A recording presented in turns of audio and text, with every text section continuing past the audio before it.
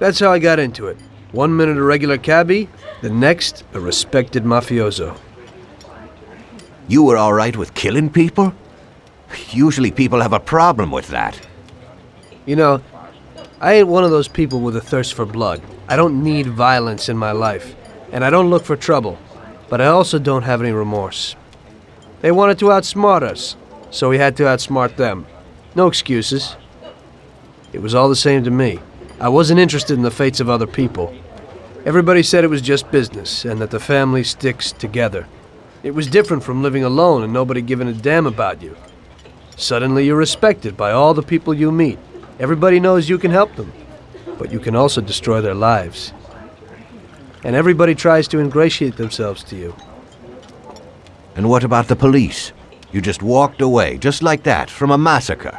Didn't you have any problem with this? You work for the police. You ought to know. You know, the Mafia runs the whole city. The Salieri family makes over 25 million bucks every year. The papers were full of it. But nobody saw nothing. If they wanted to stay alive. We paid off the bureaucrats $6 grand a month.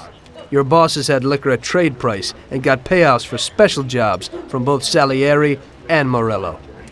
Case closed, lack of evidence. Cops would even move shipments of drink for us. I guess you'd have heard something about that.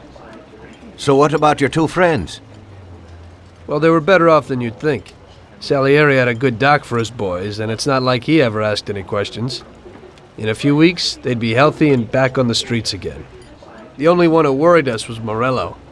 He wanted to be the big cheese, which Salieri couldn't let him do. Salieri had no intention of being in second place. You know, a person becomes a Don because of his thirst for power, and he doesn't care about any other rules than his own. That's how it is, Detective. So he'd be his own boss, independent of the police, of the state, of anyone. That's why a person becomes a Don. Salieri and Morello both wanted it all. They kept sparring with each other, but they both knew that if it all blew up, it would be hell. The big difference between them was in their methods. I heard a little story about Morello.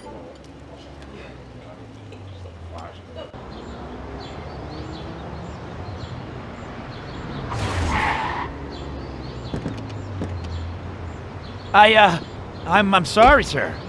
You I idiot! mean it. Do you know what you've done? Do you know how much that car cost? I was driving slowly, Mr. Morello. I don't know how, Do you mean to say that I crashed into your car? no. Sir, I wanted, no, sir, No! Faster! Get in my way!